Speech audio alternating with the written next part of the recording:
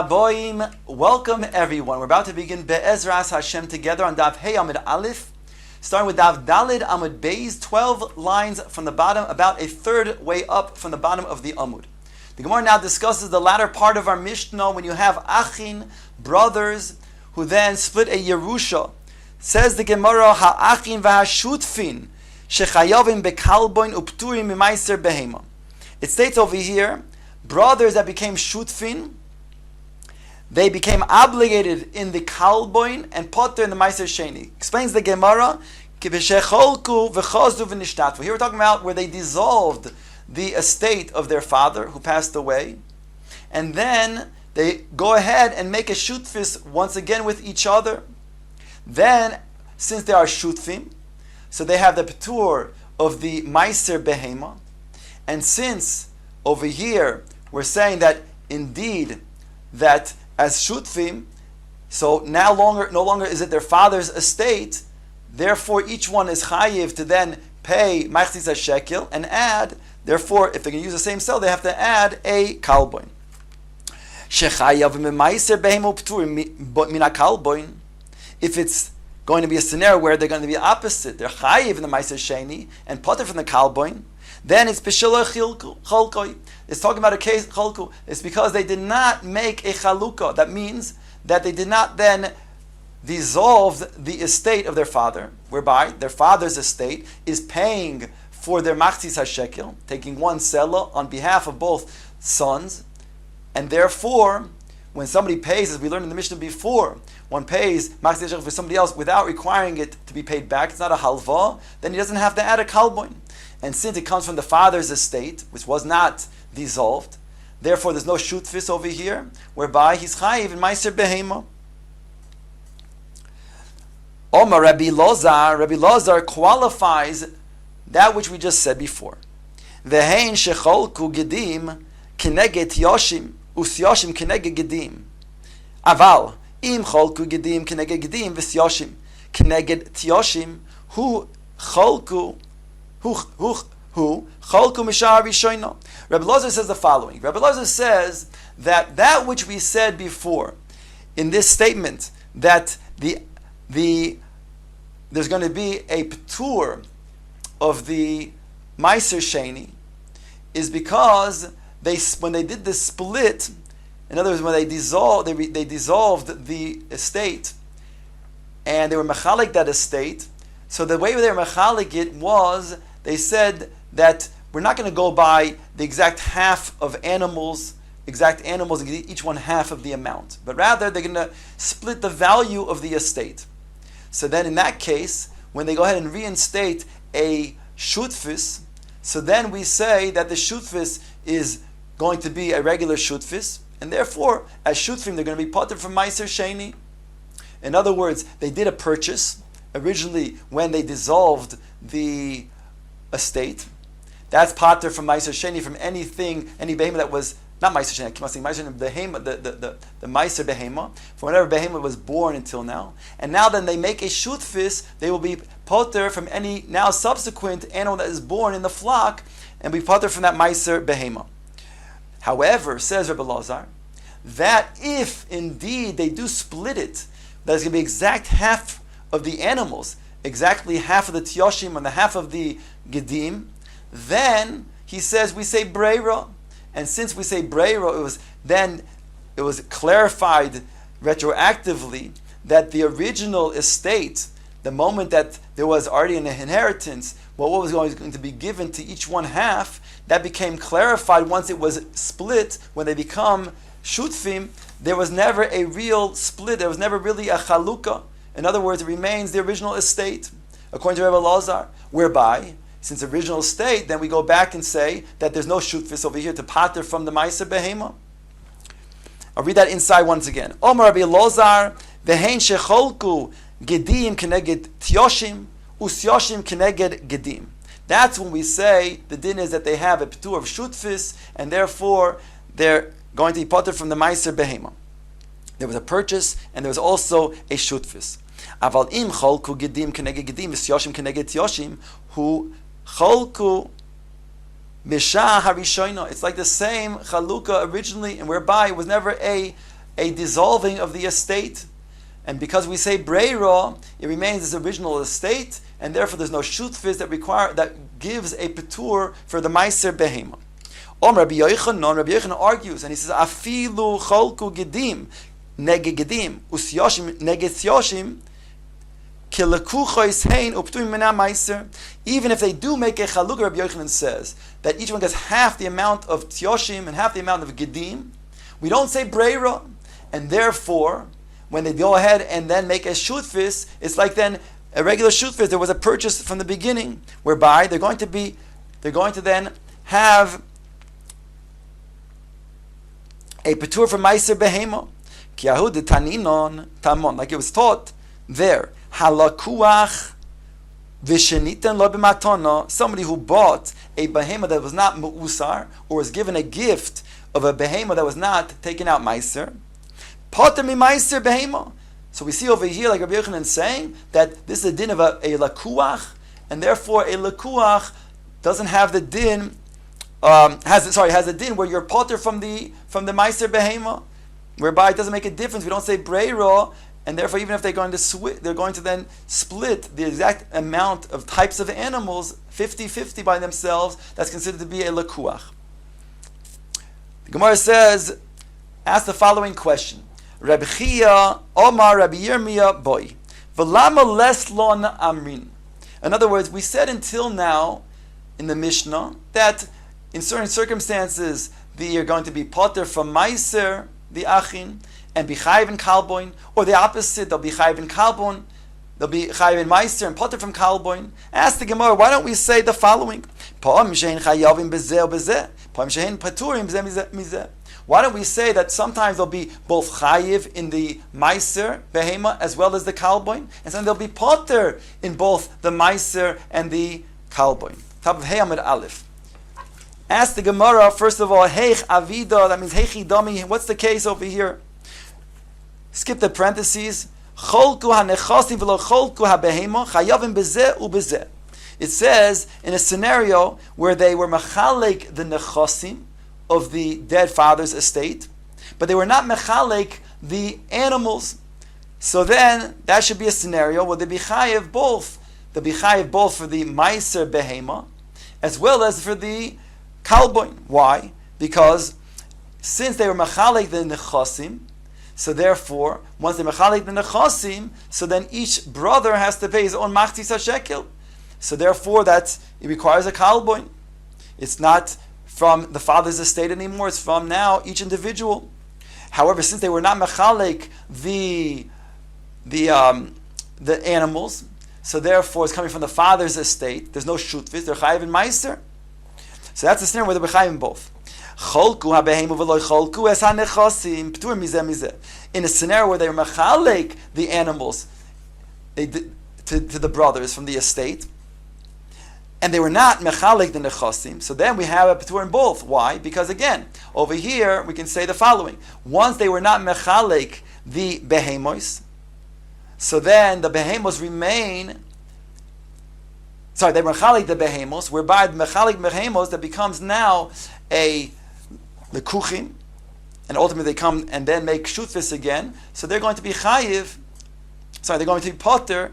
Because of, like we said before, as a lekuach, or as for the behemoths that were born from mikanu lahabo, because of the shutfis. They're also going to be potter from the kalboin, because since they were not mechalik the nechasim, so therefore, then it belongs to the father's estate. The father's estate pays one full selah, machzis shekel for one brother, machzis shekel for another brother, and does not require then add a kalboin, since he's paying on their behalf. Rab Mana now qualifies what we just said. Hadeda'at Omar, that which you just said. Bishaloh haisa behema roiv. That's only when the behema is not roiv. That means not the majority of the value of the estate. Aval im haisa behema roiv, hein iker nechosim. Then we say that that's the iker nechosim, and it will all be then following nigra after what happens with the behema. So therefore, let's say in the first scenario, which we stated that they were machalik the nechasim, but they were not machalik the behema. So since they were not machalik the behema, it's as if they were not machalik the nechasim. So therefore, in such a scenario, when they're not mechalik the nechasim, so then there'll be a petur of the kalboin, and there'll be a chiyuv in the meiser behema. Rav Avin Omar Rav Shimi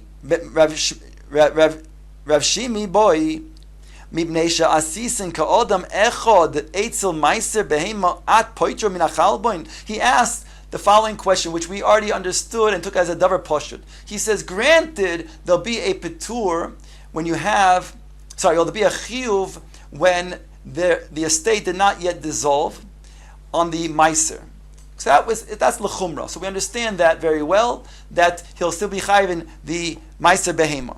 But if it's the same, if it hasn't been dissolved, why are you poitering the kalboin? In other words, still at the end of the day, each brother is being paid a machzis shekel, so he should add a kalboin. Omar lei, the Gemara says, no, loish shanyahi is not different. Shehu noisin sela echel l'shleimo. That's how we explain it from the very beginning. We don't look at it as the two brothers being independent, since it's still an estate from the father, and the father is paying a sela for both brothers, 1/2 a shekel for each one. So it's like anybody else who's paying on behalf of somebody else. Does not require to be paid back. It's not a halva, whereby you don't add a kalboin. So that's why over here we're also makil when it comes to the original estate. We look at it as being that there's one ownership. Me'ato, the Gemara challenges, if that's so, from now we can then say the following question: Afilu cholku v'chozu v'nishtatfu chayav b'meiser behema upturim min hakalboin.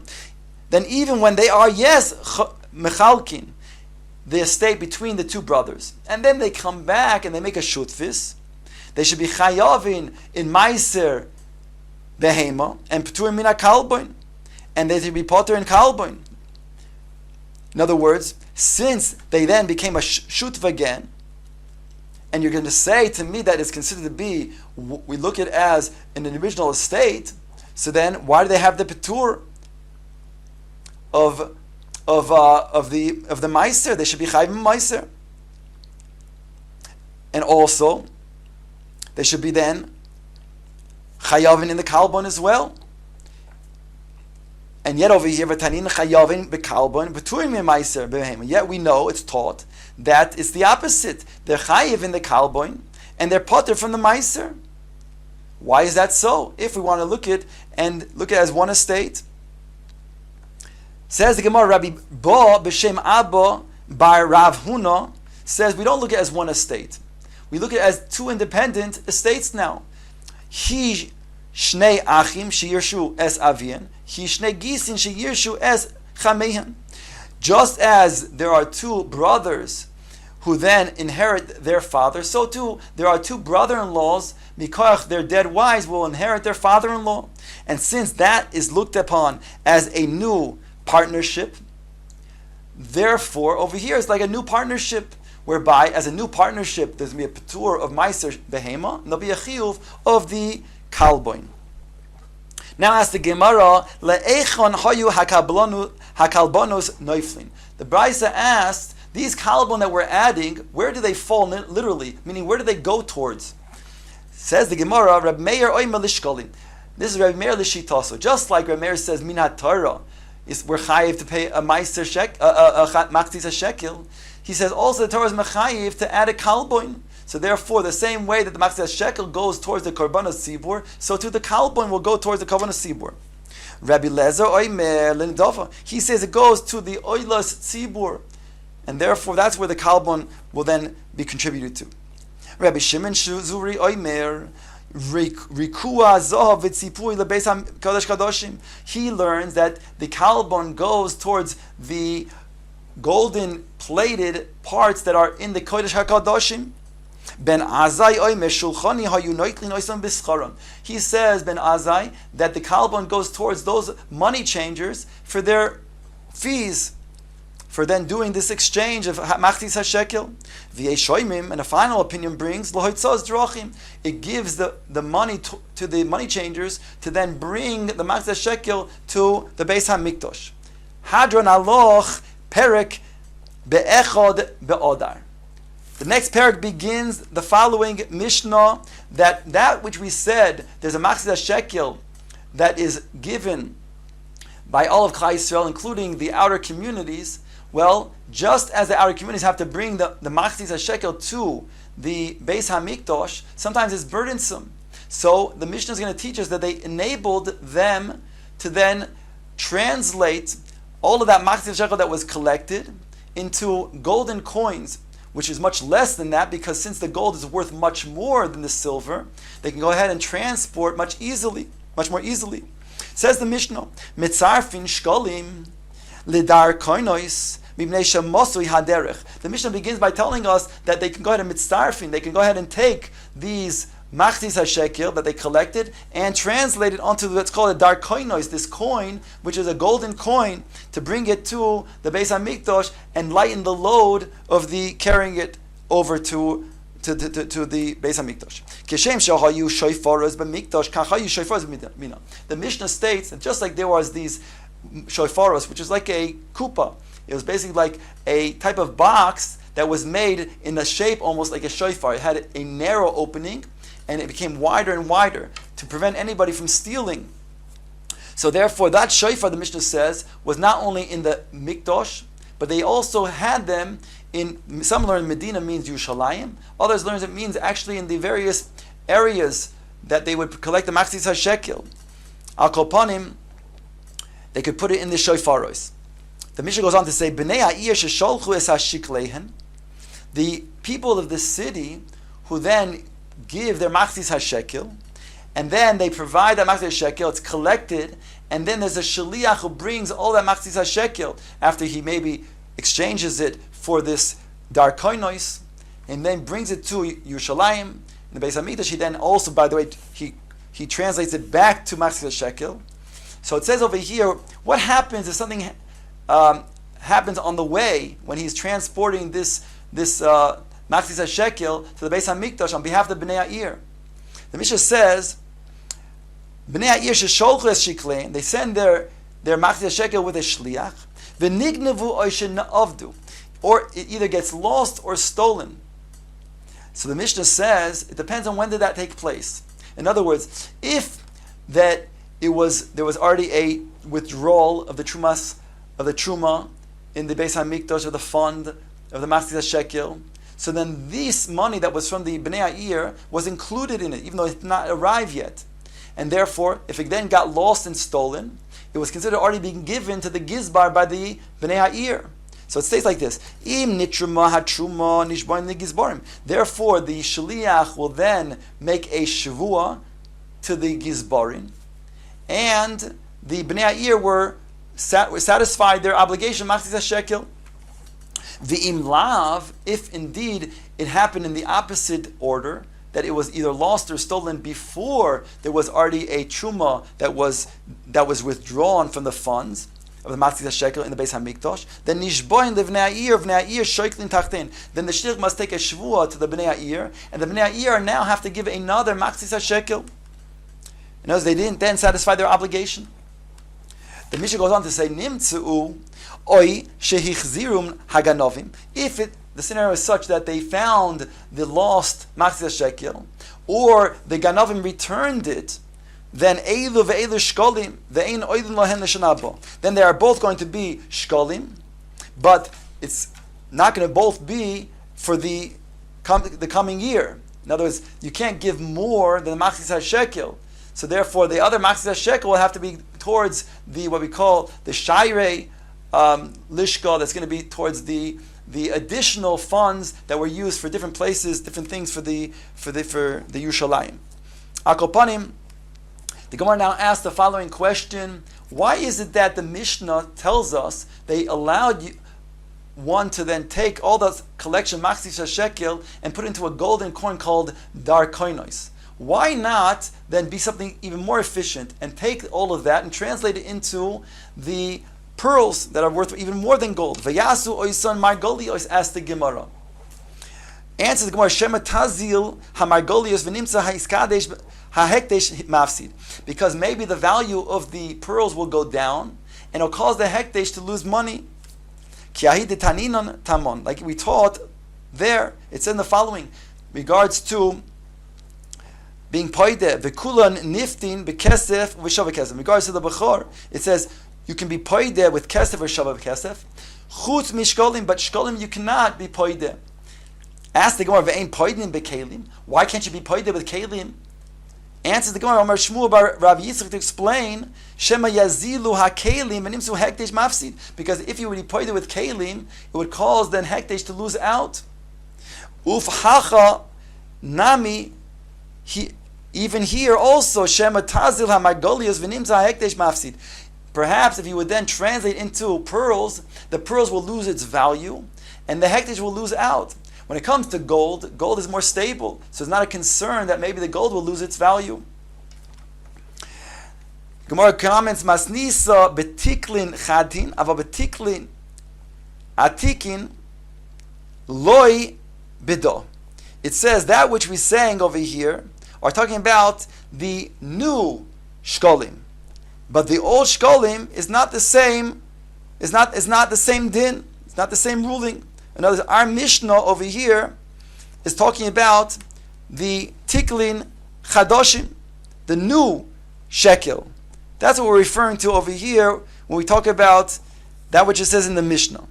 And therefore, when it says in the Mishnah that there's shofaros not only in Yerushalayim, not only in the Beis Hamikdash, but also in the Medina, it's referring to for the new shkalim that you can put in these shofaros that are in the Medina. But if the old shkalim, that does not go to the Medina. The Gemara supports this. V'tani kain. We also have a support from the following brayso. Atikin b'mikdash ve'ein atikin b'medina. The old ones are only going to be then put in the mikdash shofar, but not in the Medina shofar.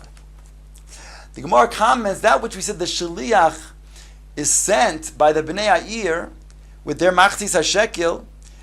Masnisim b'shomer chinam. We're talking about that the shliach is a shomer chinam. Ava b'shomer socher loy bido. But not this ruling takes place by a shomer socher. In other words, a shomer chinam is potter from gneva aveda. A shomer socher is not potter from gneva aveda. And we say over here in the Mishnah that he takes a shvua. In the case, the first scenario where the gneva or the aveda took place after there was a truma, so then he takes a shvua. And they're absolved. They already finished. They already fulfilled their obligation of the machzis hashekel, and the gizbar loses out. Why would they lose out? It must be they're talking about a shomer chinam who's potter from gneva aveda, but not a shomer socher. And it says the Gemara, Amar Rabbi Abba v'afilu teimar b'shomer socher. You can even say we're talking about a shlich who's a shomer socher. We just said a shomer socher is chayiv in gneva aveda. It says the Gemara, nignu v'belistim mizuyin avdu b'mishem.